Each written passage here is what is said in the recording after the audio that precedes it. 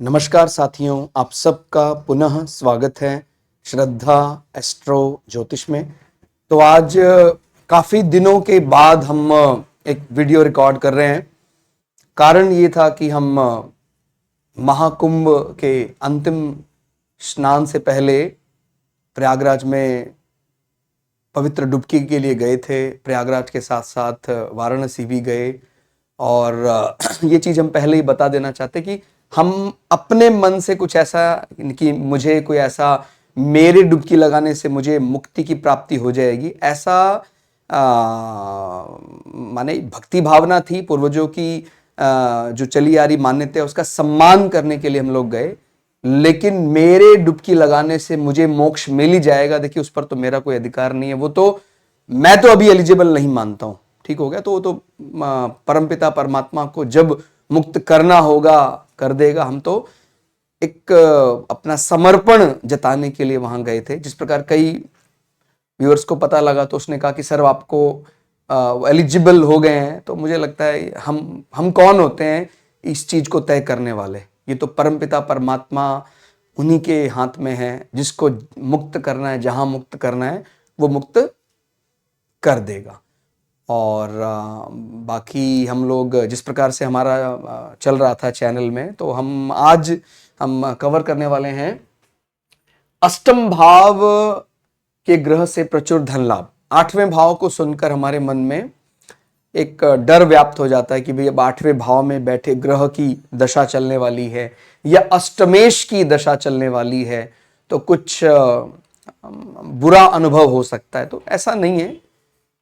जो व्यक्ति आठवें भाव को एक कुंडलिनी जागरण के साथ जोड़ लेता है, आध्यात्मिक चिंतन के साथ जोड़ लेता है, और आप जानते हैं जो मोक्ष त्रिकोण में दूसरा मोक्ष त्रिकोण माना जाता है, वो आठवें भाव को एंजॉय करता है। और आठवां भाव हमारा जो पार्टनर है उसका धन भाव भी माना जाता है।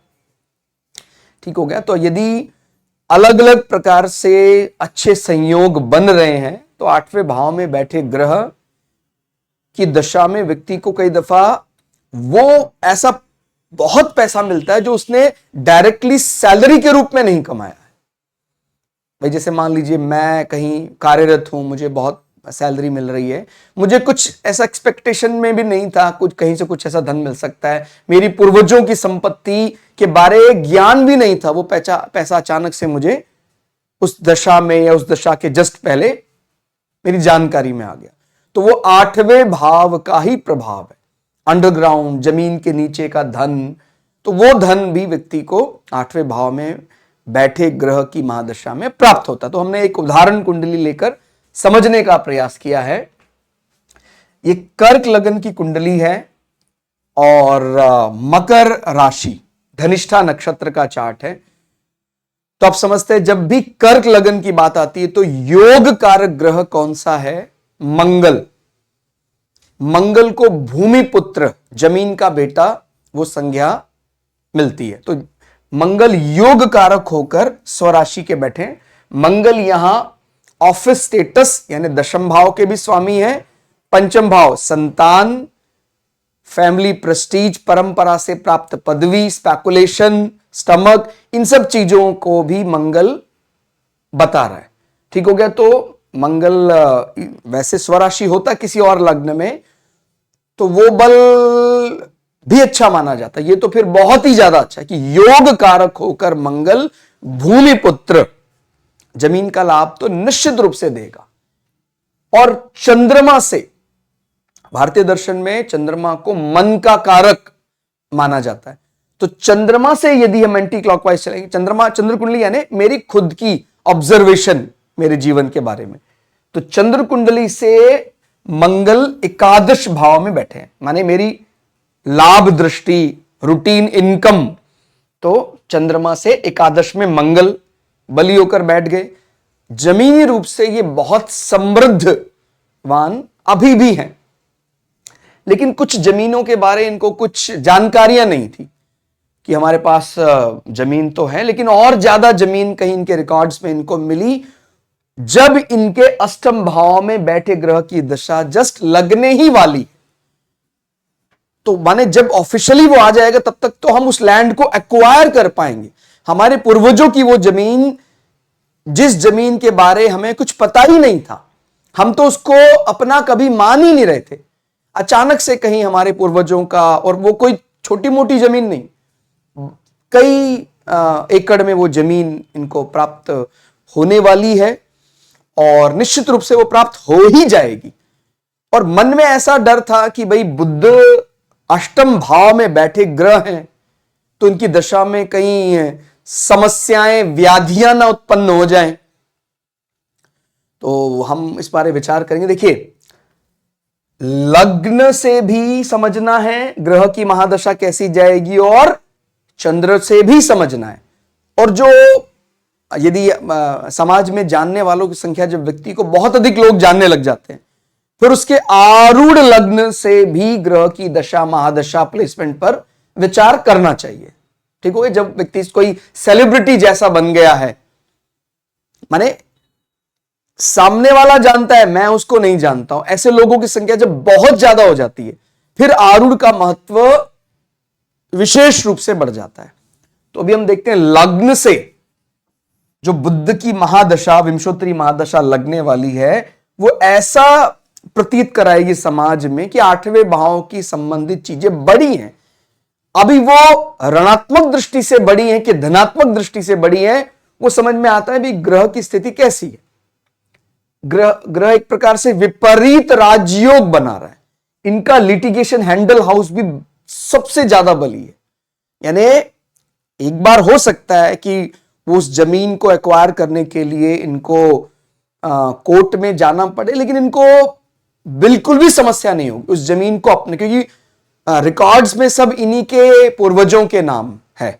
आठवें भाव को हम पूर्वजों की संपत्ति भी बोल देते हैं, मृत्यु का पैसा बोल देते हैं, अंडरग्राउंड जमीन, इस प्रकार माने माइनिंग, इस प्रकार से होने वाले फायदे की बात करते हैं। ठीक हो गया। तो बुद्ध लग्न से इंप्रेशन दे रहा है कि कुछ इस प्रकार की चीजें, और लग्न क्योंकि सातवें से दूसरा भाव है, तो उस जमीन को किसी भी कारण से इनको अपने स्पाउस के नाम कराना पड़ेगा। ठीक हो गया। मतलब हो सकता है इनके नाम पहले ही काफी ज्यादा संपत्ति है, तो वो पार्टनर का धन भाव माना जाता है। और ठीक हो गया, आप समझ रहे, चंद्र कुंडली से धन में वृद्धि हो रही है, जो लग्न से आठवां भाव माने पार्टनर का धन भाव माना जा रहा है। आप समझ रहे, मेरी पर्सनल जो ऑब्जर्वेशन मेरे लाइफ के बारे में कि बुद्ध की महादशा लगने वाली है, तो चंद्र कुंडली से बुद्ध एग्जीक्यूट कर रहा है दूसरे भाव से, और बुद्ध लिटिगेशन हैंडल में भी इनको, माने इनके पर्सनल ऑब्जर्वेशन कह रही है कि इनको मदद करेगा। साथ साथ चंद्र कुंडली से बुद्ध इनका नवमेश भी बन जाता है। नवम भाव इज फॉर अप्रूवल, भाग्य, पिता, गुरु, धर्म। तो इनका व्यक्तिगत जो मानना होगा वो चंद्र कुंडली से समझ में आएगा।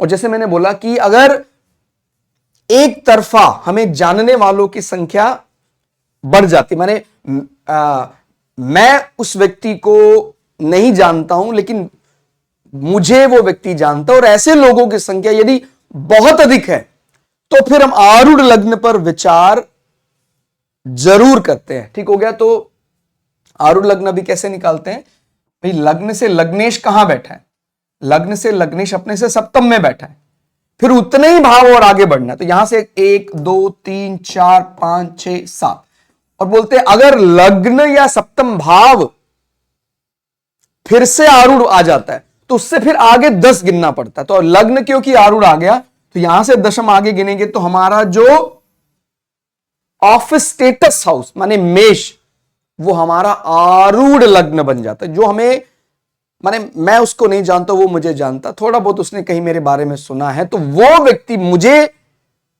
मेष मानकर समझेगा।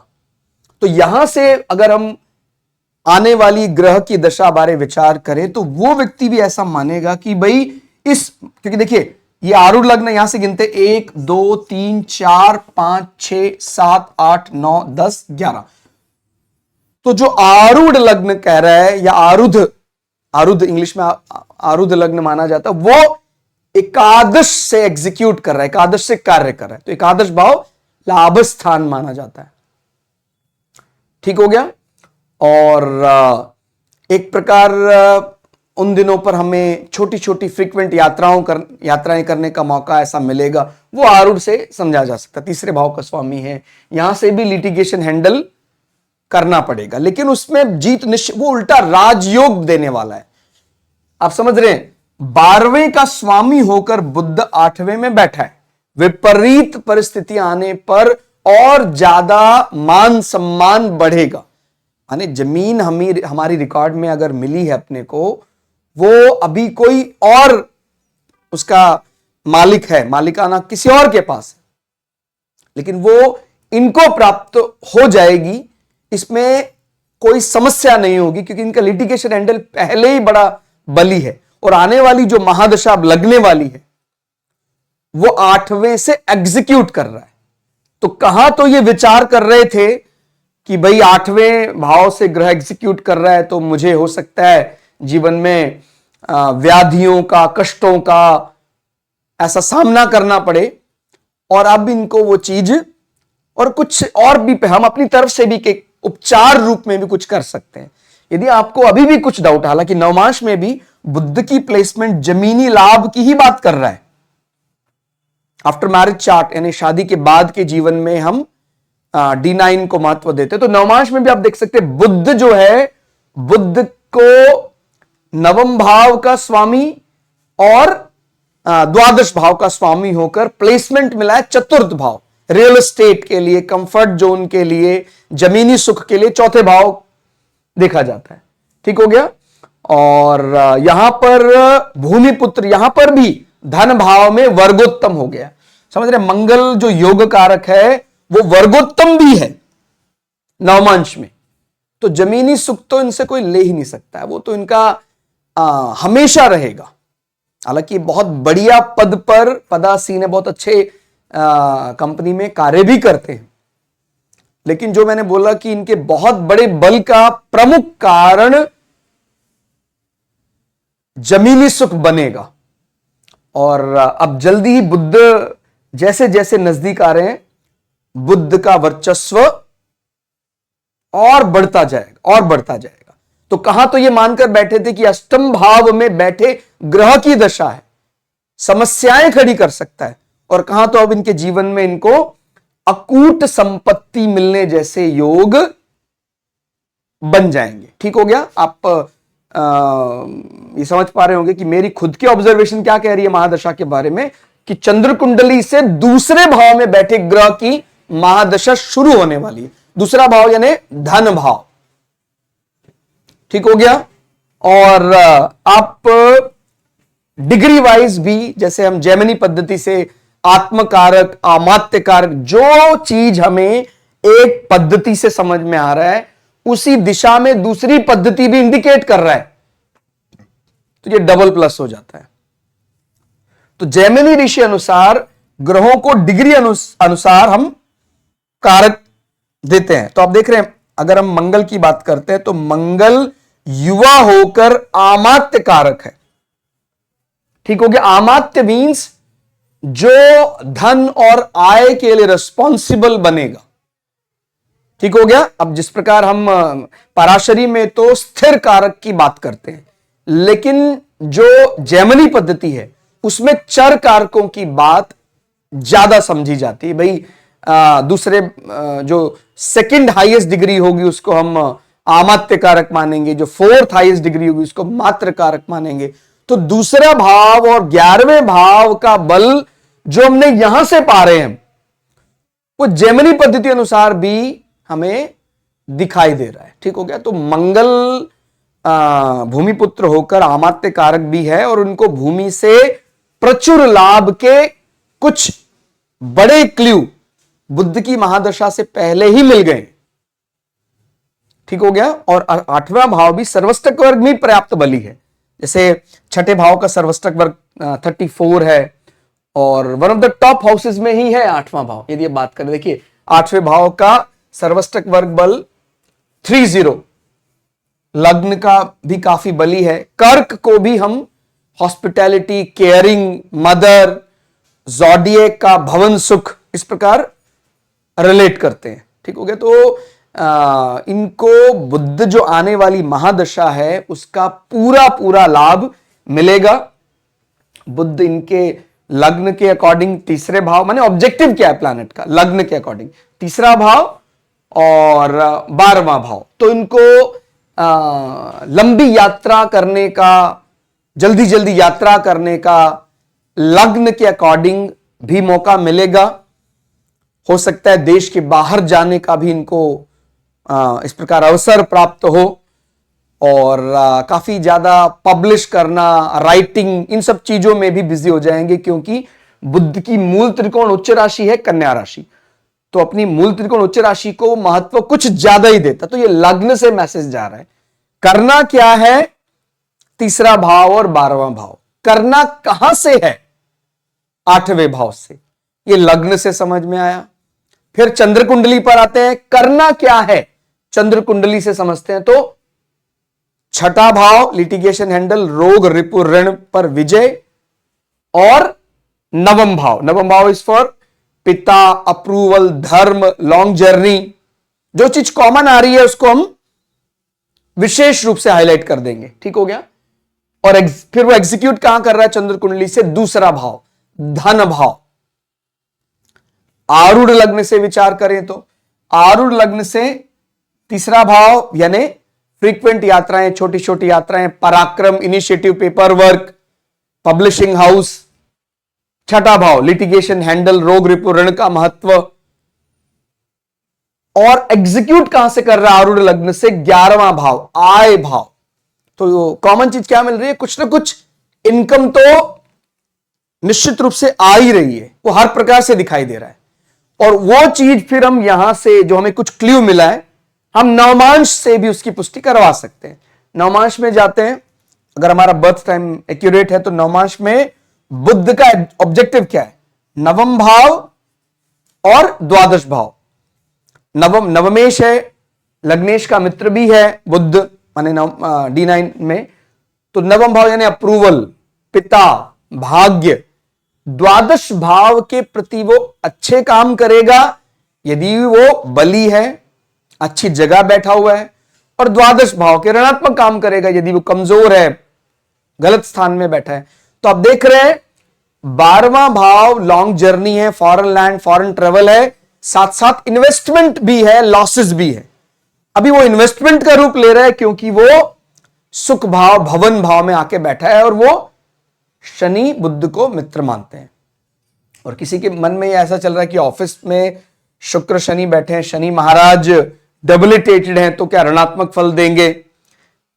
शनि देखो लग्न से केंद्र में आ गए, चंद्र से केंद्र में आ गए, तो एक प्रकार से नीचत्व तो भंग हो ही गया। और अगर हम दूसरे नियम अनुसार भी चलें, वर्गोत्तम भी है शनि। आफ्टर मैरिज चार्ट में जो इनके मन में एक शुरुआत में भावना थी कि मैं तो एक प्रकार से राज परिवार से हूं, राजा हूं, या बली हूं, तो थोड़ा मन में रहता था कि जो माने नौकर है उसका बहुत अधिक सम्मान ना कर पाना किसी कारण से। शनि जब भी हमारा कमजोर होता है तो नौकर पक्ष, एम्प्लॉय, उसको हम शुरुआत में इतना ज्यादा एक्सेप्ट नहीं कर पाते, उसको इतना ज्यादा सम्मान नहीं दे पाते। लेकिन जैसे मैंने बोला नीचे भंग हो जाता है, वर्गोत्तम का बल है आफ्टर मैरिज चार्ट में और बढ़िया तरीके से। तो शादी के बाद वो भावनाएं कुछ ऐसी थी जो कि भाई हम अपने ग्रुप डी लेबर को सम्मान करें कि ना करें, वो सब प्रश्न समाप्त हो गए। अब बराबर सम्मान रहता है, ये बात समझ गए। तो वर्गोत्तम या नीचत्व भंग होकर हम प्राप्त करते हैं, वास्तव में वो शुरुआत में नहीं होता है, लेकिन किसी के सहयोग से उसको प्राप्त कर लेते हैं। तो इन्होंने भी शनि जो नीच का था शुरुआत में, ये शरीर के हार्ड वर्क से बचते भी थे, लेकिन शनि ने अपने नीचत्व को समाप्त किया, तो फिर वो धीरे धीरे उस पार्ट को फिर व्यक्ति एक्सेप्ट करने लग जाता। तो आप इस प्रकार से कोई भी चार्ट देखेंगे, जब कोई ग्रह नीच का होगा तो वो पहला जो अटेम्प्ट है वो नेगेटिव जाता ही है, उसके बाद वो दिशा माने यू टर्न लेता है, दिशा बदलता है और आपको धनात्मक दिशा की ओर भेज देता है। तो कुल मिला के आप हर प्रकार से, और दशमांश में भी मिला सकते हैं, D10 चार्ट में भी वो चीजें देख सकते हैं कि ऑफिस को लेकर, स्टेटस को लेकर जो आने वाली दशा, उसमें क्या कुछ ऐसा प्रभाव समाहित हो सकता है, क्या चीजें समा सकती हैं। लेकिन आपने अगर कोई ऐसा विचार रखा हुआ है कि भाई अष्टम भाव के ग्रह, अष्टम भाव में बैठे ग्रह की दशा खराब ही होती है, इस प्रकार की गलतफहमी को दूर करिए। और भी इस प्रकार के कई चार्ट आप लोगों के साथ शेयर करने का प्रयास करेंगे। तो आज की वीडियो में फिलहाल इतना ही। वीडियो आपको कैसा लगा कमेंट करके जरूर बताइएगा। मिलते अगली वीडियो में, तब तक के लिए जय श्री भगु पराशरा, जय श्री शुक्राचार्य, नमस्कार।